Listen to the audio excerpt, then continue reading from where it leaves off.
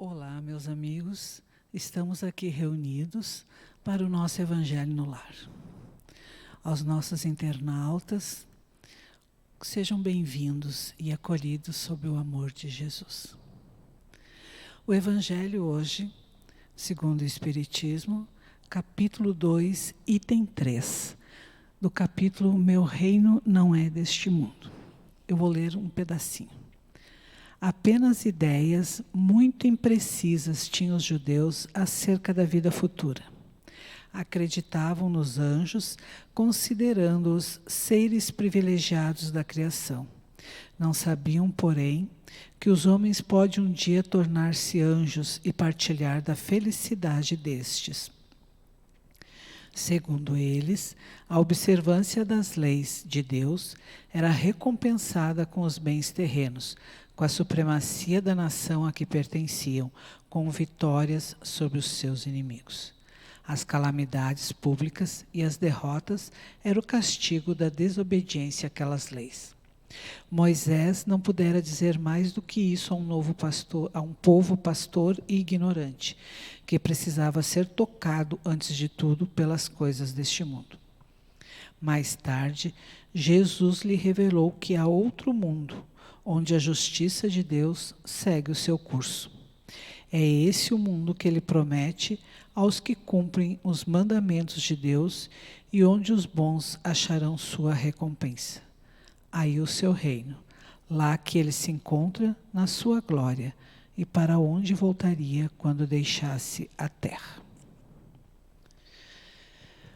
Com essa leitura do item 3, que ela é bem extensa, eles vão explicando que aos poucos o plano espiritual trouxe para nós esse entendimento do reino que não é deste mundo.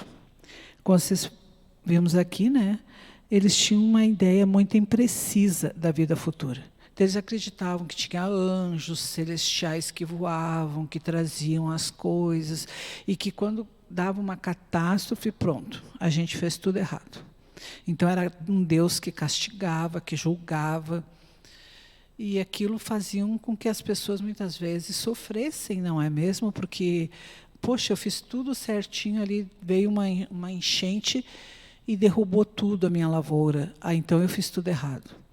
Então era para a época o aprendizado que eles conseguiam ter. Depois, com o tempo, quando Jesus veio, ele lhe disse: meu reino não é deste mundo.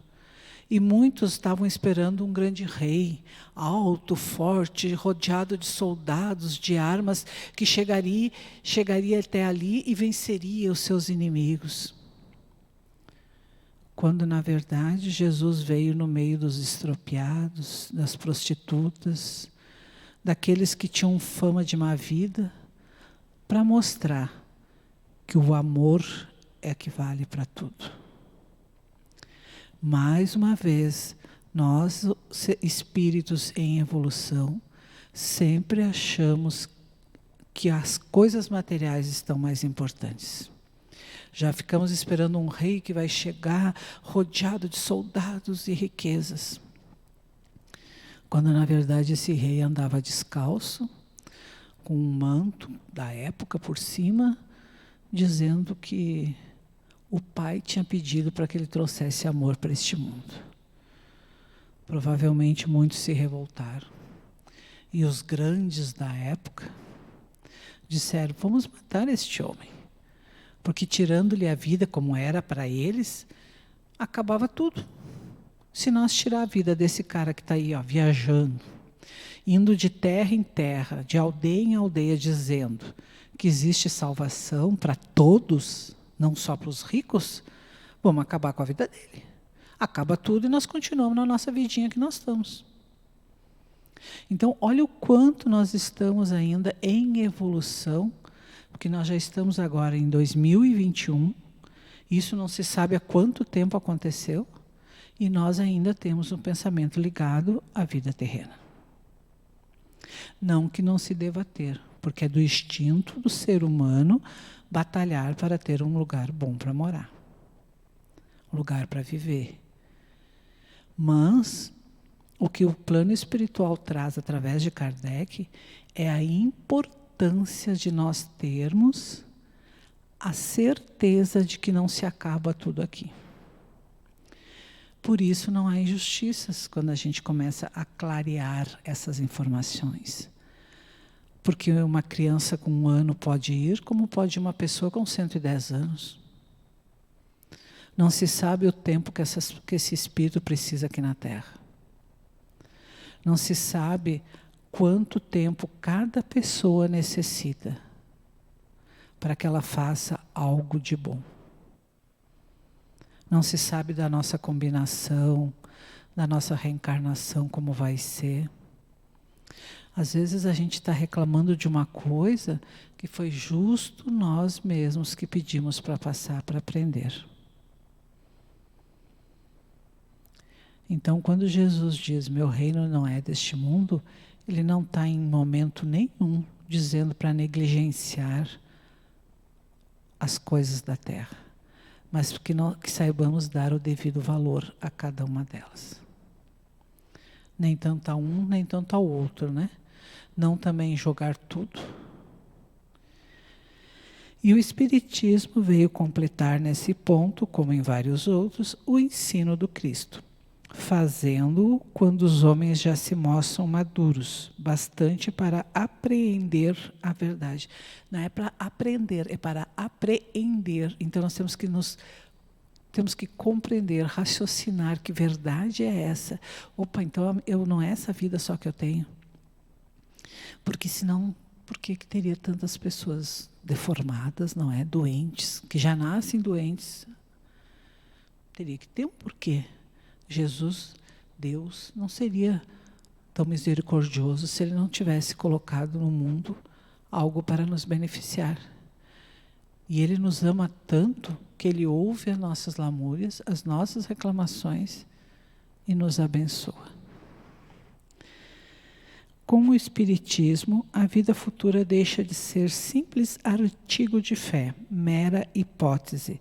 Torna-se uma realidade material, que os fatos demonstram, porquanto são testemunhas oculares os que as descrevem nas suas fases todas e em todas as suas peripécias, e de tal sorte que, além de impossibilitarem qualquer dúvida a esse propósito, facultam a mais vulgar inteligência a possibilidade de imaginá-la sob seu verdadeiro aspecto, como toda a gente imagina um país cuja pormenorizada descrição leia. Então, nós temos que ter sempre em mente que a justiça de Deus está presente. As injustiças, as calamidades, não são obras de Deus. Nós podemos nos preparar melhor para o outro mundo? Podemos. E podemos nos preparar melhor para retornar para este mundo.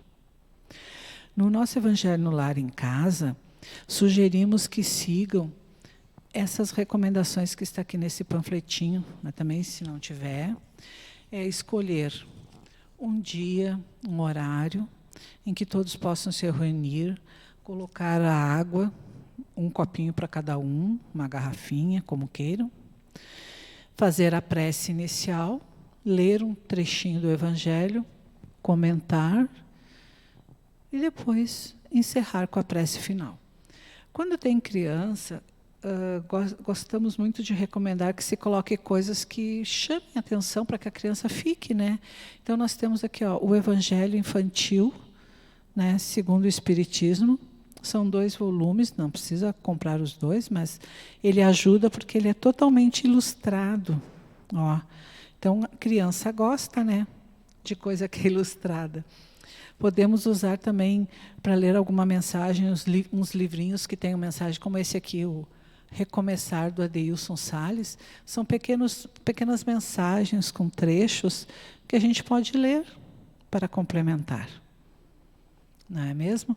E onde tiver um jovem, pode se sugerir algum texto de alguma coisa mais relacionada com aquele jovem, dizer assim, você gostaria de ajudar na leitura, você gostaria de compartilhar conosco alguma coisa, para que todos possam fazer o Evangelho junto. Em último caso, a gente faz sozinha.